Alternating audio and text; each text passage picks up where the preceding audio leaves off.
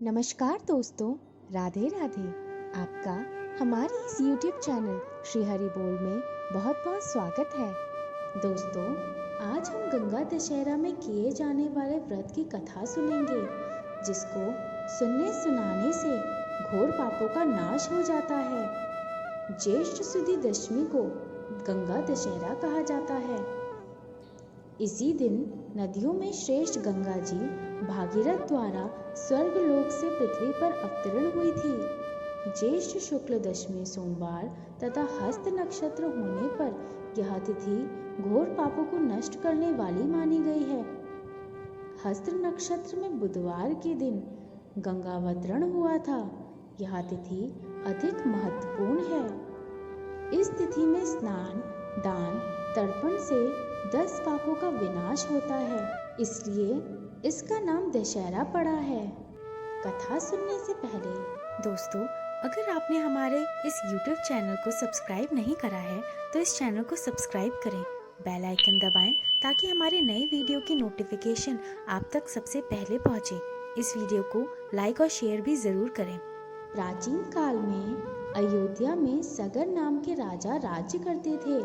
उनके कोशिनी तथा सुमति नामक 2 रानियां थी। पहली रानी के एक पुत्र असमंजस का उल्लेख मिलता है, परंतु दूसरी रानी सुमति के 60,000 पुत्र थे। उसी समय यज्ञ पूर्ति के लिए एक घोड़ा छोड़ा। इंद्र यज्ञ को भंग करने के लिए उस घोड़े को चुराकर कपिल मुनि के आश्रम में बांध आए। राजा ने उसे खोजने के लिए अपने 60,000 पुत्रों को भेजा। खोजते खोजते वे कपिल मुनि के आश्रम में पहुंचे तथा समाधिस्थ मुनि की क्रोध अग्नि में जलकर भस्म हो गए। अपने अपने पितृत्व चरणों को खोजता हुआ अंशुमान जब मुनि आश्रम में पहुंचा तो महात्मा गरुड़ ने भस्म होने का सारा वृत्तांत बताया। गरुड़ जी ने यह भी बताया कि यदि इन सब की मुक्ति चाहते हो तो गंगा जी को स्वर्ग से धरती पर लाना पड़ेगा। इस समय अश्व को ले जाकर अपने पितामह के यज्ञ को पूर्ण करवाओ, उसके बाद यह कार्य करना। अंशुमान ने घोड़े सहित यज्ञ मंडप पर पहुंचकर सगर से सब वृत्तांत कह सुनाया। महाराज सगर की मृत्यु के उपरांत अंशुमान और उनके पुत्र दिलीप जीवन पर्यंत तपस्या करके भी गंगा जी को मृत्यु लोक में ना ला सके। अंत में महाराज दिलीप के पुत्र भागीरथ ने गंगा जी को इस लोक में जाने के लिए गोकर्ण तीर्थ में जाकर कठोर तपस्या की। इस प्रकार तपस्या करते करते कई वर्ष बीत गए। तब ब्रह्मा जी प्रसन्न हुए तथा गंगा जी को पृथ्वी लोक पर ले जाने का वरदान दिया।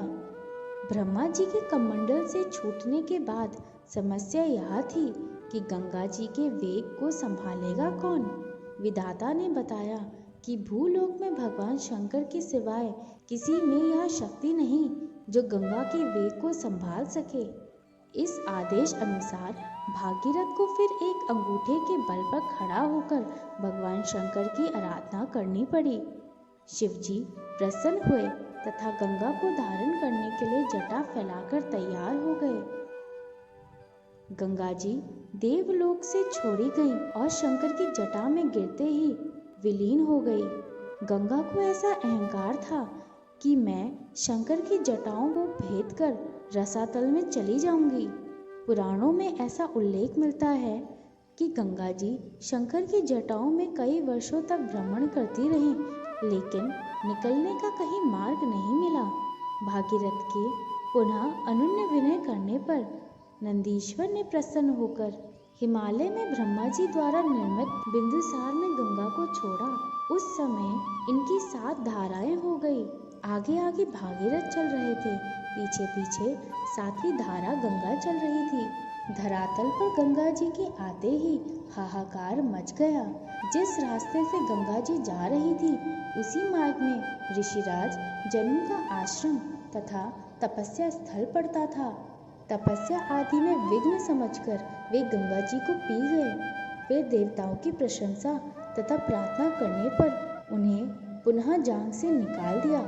तभी से ये जन्मू पुत्री या जानवी कहलाई। इस प्रकार अनेक स्थलों पर तरम तारण करती जाह्नवी ने कपिल मुनि के आश्रम में पहुंचकर सगर के 60,000 पुत्रों के भस्मावशेष को तार कर मुक्त किया। उसी समय ब्रह्मा जी ने प्रकट होकर भागीरथ के कठिन तप तथा सगर के 60,000 पुत्रों के अमर होने का वर दिया। तदंतर यह घोषित किया कि तुम्हारे ही नाम पर गंगा जी का नाम भागीरथी होगा। अब तुम अयोध्या में जाकर राजकाज संभालो।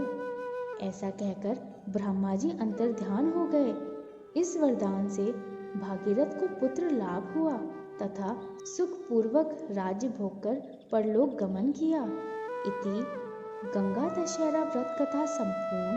बोलिए हर हर गंगे। दोस्तों, अगर आपको हमारी ये वीडियो पसंद आई है तो कमेंट बॉक्स में हरिओम जरूर लिखें। आप सबका दिन श्री हरि की कृपा से मंगलमय हो।